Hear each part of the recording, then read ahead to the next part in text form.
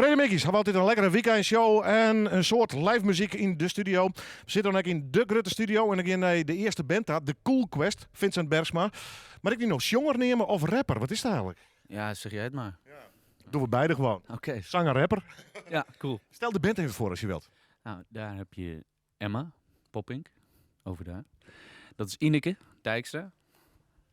En op toetsen Sander Moorlach. Achter de drums Pieter Klaas de Groot. Op de bas Ilse de Vries. En op de sax heb je Arjen Schipper. Jullie gaan een aantal nummers spelen vanmiddag, waaronder nu de eerste. Wat is het nummer? Screw Up heet die. De Cool Quest, live in Noorderwien.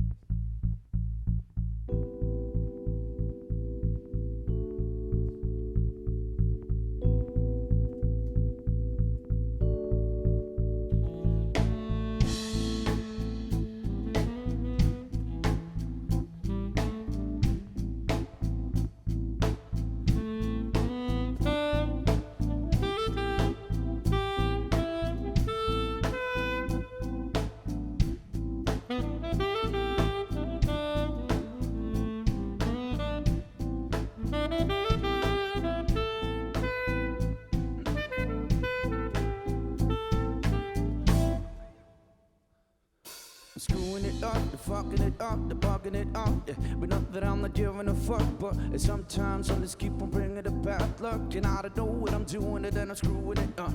I know what's up, but what's gotten into me. You see it on their anger faces looking at me. The shit, y'all, they keep on complaining at me. Saying, what the fuck happened to your Vinny? I'm just making my mistakes, cause as I say a lot. Apologies for the appointments that I forgot. And all the bad things I've said, things I've done. Shoulda, coulda, woulda, but I was living it for the fun. But now I'm having regrets for the time I misled. Got too many debts to pay back.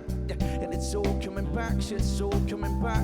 Because I didn't do my own sense. Sometimes I don't know what I'm doing. I'm screwing.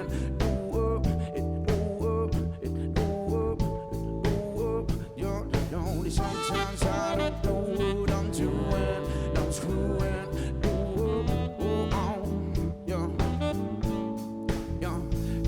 I guess the migraine insane the brain, but I complain to people who say the burger's not the but a bad name.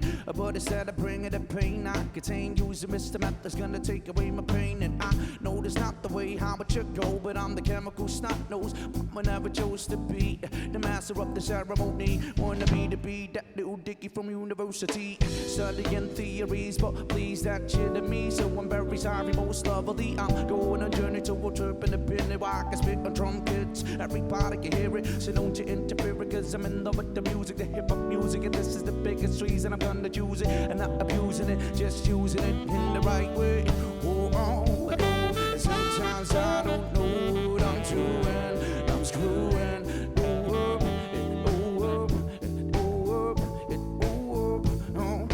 Sometimes I don't know what I'm doing. I'm screwing. Take it away,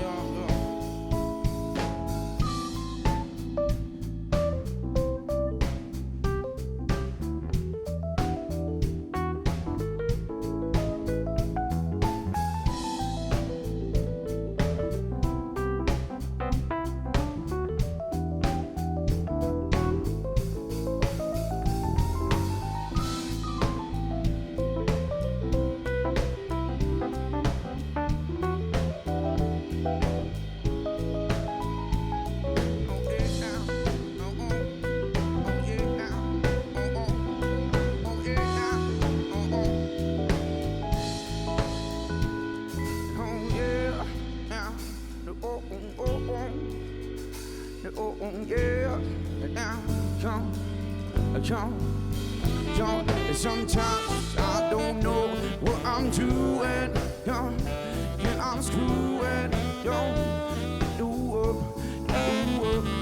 sometimes I don't know what I'm doing, and I'm screwing, sometimes I don't know what I'm doing, and I'm screwing.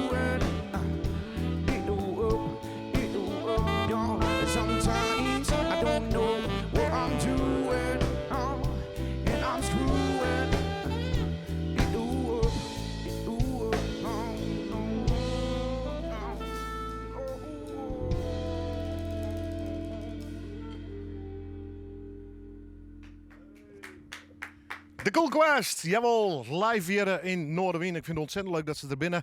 De hele band zal straks nog een paar nummers hier spelen. En het gaat me goed met hem, hè? Je moet toch onder oren binnenkort een leuke tournee, hè? Ja, samen met, of voor Lieseloos. En, dat zijn leuke zalen. Het zijn de Oosterpoort in Groningen, Hedon in Zwolle, Mes Breda en Tivoli Utrecht. Dus dat zijn leuke dingen. Super. Goed, straks praten we verder hoe het verder met de band gaat en de ambities en al dat soort zaken. Jij Maaike Del, go lekker op de bank zitten, jongens hier. En dan jij weer straks meer van de Cool Quest. Ging ik terug in dezezelfde studio naar een man die ik ongelooflijk heen ga en al heel lang in de muziek zit. Volgens mij vierde jij, Harry Saxioni, vorig jaar je 40-jarige jubileum, of niet? Ja, klopt. Ja. Dus 41 jaar is inmiddels... Ja, en dan zijn we gaan rekenen vanaf dat ik zeg maar mijn eerste geld verdiende, zeg maar, dat het echt professioneel was. En ja, dat is dus nu 41 jaar geleden. En je eerste gitaarles, kun je die nog herinneren? Ja, ik heb maar 1,5 jaar les gehad. Hè. Dus ja, die kan ik zeker herinneren. Meneer Wiegmans in Amsterdam. Ik ben een Amsterdammer. En mijn moeder zei, oké, als jij je mag een gitaar voor je 11e verjaardag krijgen. Maar dan moet je op les. Nou ja, ik denk, nou, laat ik dat dan maar doen. Ja, alles heeft zijn prijs, hè? Ja, alles heeft zijn prijs. En nou, helaas, na 1,5 jaar stierf die meneer. En daarna heb ik het zelf opgedaan. Maar die eerste les die kan ik nog heel goed herinneren. Want ik weet... Nou, eigenlijk het leuke is... wat ik het beste herinner is het moment dat ik de gitaar kocht in een winkel. En ik ging met mijn moeder, hè, want ik was 11 en ik was nog heel bleu. En ging mijn winkel in. En het was eigenlijk een platenwinkel, maar er hingen een paar gitaren. En die man die zei, nou, dit is een mooie gitaar. En die pakt die gitaar zo en die komt zo langs mijn neus. En toen rook ik de gitaar. Ik was meteen verkocht. Zo. Dus het ging via de neus. Ja, maar geur is ook heel belangrijk. Ja, hè? In de liefde ook. Dus, ja, absoluut. In het hele leven. Ik vind het echt geweldig dat je bent. Vanavond sta je in Drachten in de Lawaai. Er zijn nog wat kaarten voor me, net al te vol. Ik zou zeggen, om erheen willen en zoek nog even een belje. En dit naar aanleiding van een ode aan George Harrison. Groot man. 2 weken geleden nog een fantastische documentaire gezien op Nederland 3. Heb je op platform gezeten of had je hem al eerder gezien? Ik moest optreden die avond. Ik stond hem te spelen. Maar ik had hem al lang gezien. Ja, ik had hem zeker gezien. Overigens moet ik wel zeggen, het programma is... ik doe dit al vanaf dat hij 10 jaar overleden is. Vanaf september 2011. En ja, het is overal steeds uitverkocht. Dus het ging maar door. En ondertussen, om het ook voor mezelf leuk te maken, te houden... heb ik het programma veranderd in niet alleen een ode aan George Harrison... maar eigenlijk een ode aan de jaren 60, 70, 80... waar zeker Harrison en de Beatles een grote rol in spelen. Ja. Maar het is breder geworden dan toen ik vertrok met dat programma, zeg maar. Naar aanleiding van dit programma is er ook een cd uitgekomen. Het klopt, je hebt er een dubbel cd van gemaakt. En de tweede cd staat ook inderdaad allemaal nummers uit de jaren 60, 70, 80. Ik liet hem even zien voor de mensen die het nou televisie en internet hadden. De titel While My Guitar Gently Weeps. Laat even horen, ja.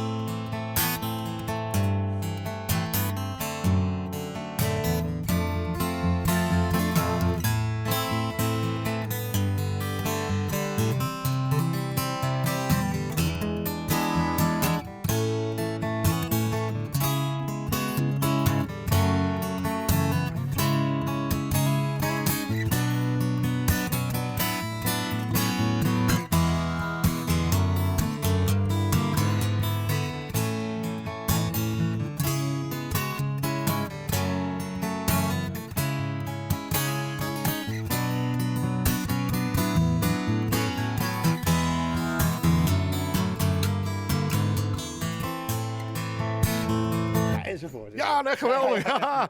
We hebben van de meeste thuis, die denken, waarom stopt er niet? We hebben een praat. Straks ga je nog misschien, we zien wel hoe het humeur is, maar een heel nummer spelen. Maar je hebt mij ook gevraagd, dat vind ik ook wel heel erg leuk. Ik laat stukjes horen en dan zo gaan we een beetje door de tijd heen en ook door je verhaal van George Harrison. Ja, het leuke is van Harrison, wat ik gedaan heb, ik natuurlijk, er zitten ook nummers als Something, weet je.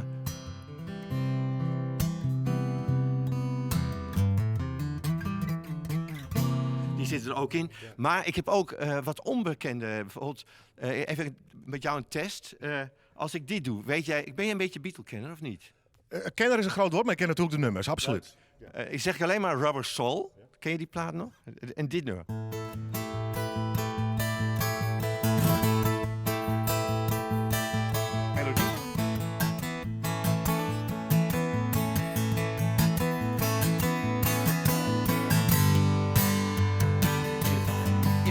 Someone heet dat. Dat kende je niet, hè? Nee. Ik moet eerlijk beginnen. En ik ga me niet wijzer voordoen dan ik ben, want jij zit er al veel langer in. Jimi Hendrix heeft een eigen stijl. Ook een J.J. Cale, ben ik een liefhebber van. Wat kenmerkt George Harrison? Nou, eigenlijk, en dat is gek, dat doe ik dus niet in mijn programma, hoewel ik het wel speel. Bottleneck. Eigenlijk zijn bottleneck solo's, dat is eigenlijk zijn kenmerk geworden. Als je dat nummer, hoe heet het ook?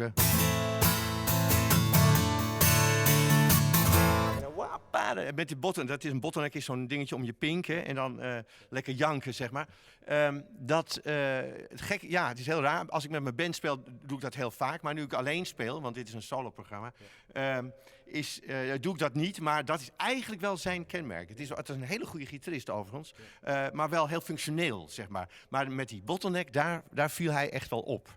Wanneer viel jij op zijn muziek, zeg maar? Was dat gelijk al in de tijd van de Beatles of heb je het later ontdekt?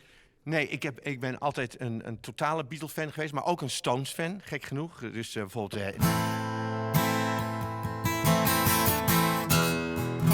Het zijn bijna grootheden in de muziek, hè? Heerlijk.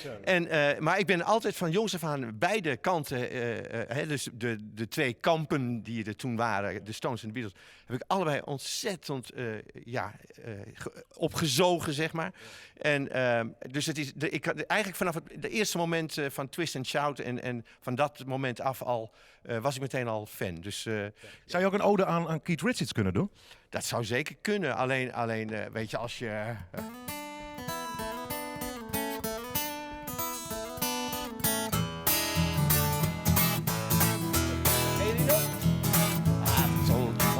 Ik kan niet zingen, maar jij moet zingen. Oh nee! Laat nog één stuk horen en dan gaan we straks naar tweeën verder. Want ik vind het echt geweldig hoe je dat uitlegt. En nou, de liefhebberij, dat spat eraf natuurlijk. Want dat is vanavond ook wel te verwachten in de Lawijn, neem ik aan. Dat doe je ook tijdens je theatervoorstelling. Veel vertellen, uitleggen en dan stukken laten horen. Er zitten heel veel anekdoten in. En ik ben altijd nogal samen met het publiek een beetje uitdagend. Dus het is altijd wel... Maar misschien is het wel leuk om nu te spelen een heel stuk.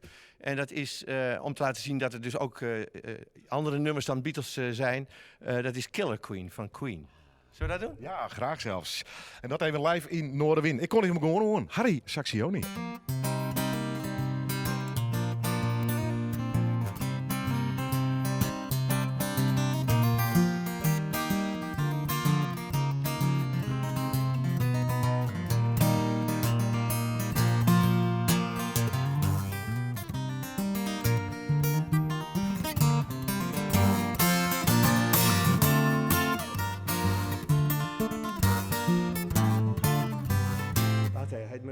Kan ik niet doen, want mijn capo zit niet goed. Oké. Die zit niet goed. Wacht even. Nou, kan ook straks als je wilt. Ik bedoel, dit is een lekkere improvisatieshow.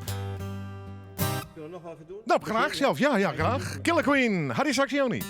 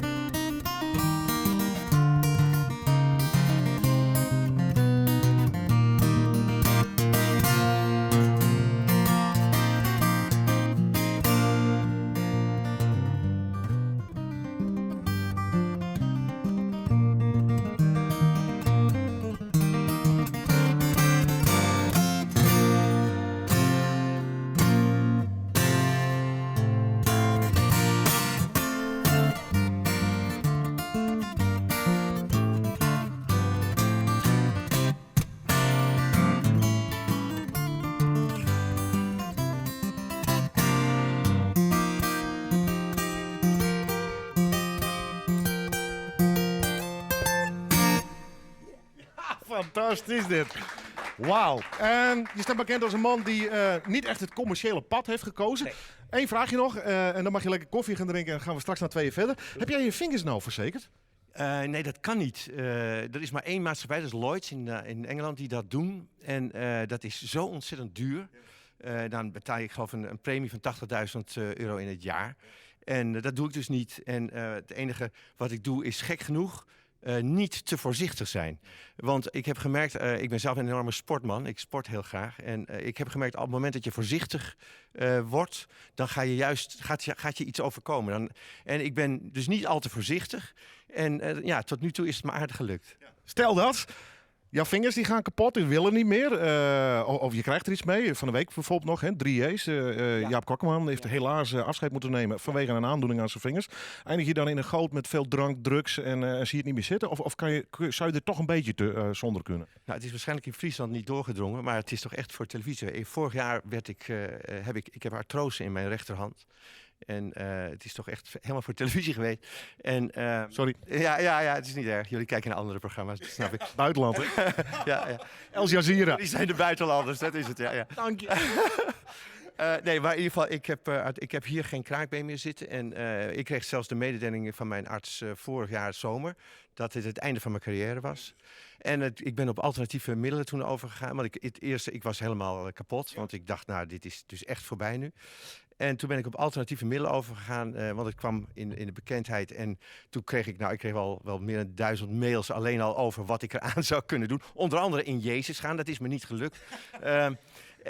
Maar goed, ik heb daar 2 dingen uitgezocht en dat ben ik gaan doen. En 2 maanden later stond ik weer op te treden. Het is echt ongelooflijk. Dus, en ik heb altijd wel een beetje pijn nog, maar daar is zo mee te leven. Ik heb het gevoel gekend wat hij van de 3J's ook heeft. Maar heb ik even zeg maar voor een 1,5 maand heb ik dat echt gekend. Dat ik dacht, nou, dit gaat nooit meer wat worden. En waarschijnlijk is het ook mijn sportachtergrond die maakt dat mijn lichaam dat weer helemaal in positieve zin oppakt. Ja. Ik ben niet van een zweverigheid, maar je bent ook een positief denkend mens. Dat kan ook helpen. Hè? Ja, maar als je positief denkend mens bent, dan ben je nog niet zweverig, hoor. Nee, maar dat komt vaak zo over, vind ik. Oh, dankjewel. Ja, nee, zo bedoel ik het niet. Nou, je zegt het wel zo. Ja, dan moet ik het beter uitleggen. Ja, dat moet je zeker. Dit zal wel de taal... Nee, maar sommigen gaan in een kleermaker zitten en dan zichzelf proberen, weet ik veel allemaal. Nee, maar ik bedoel, als je er echt voor gaat en je blijft enthousiast en positief over je eigen dingen, geloof ik wel dat het invloed heeft. Ja, ik ben juist ontzettend down to earth en daarin ben ik juist heel erg... ik heb in Ajax gevoetbald en ik weet dat het hier heel moeilijk valt. Groningen ligt moeilijker. Oké, ja.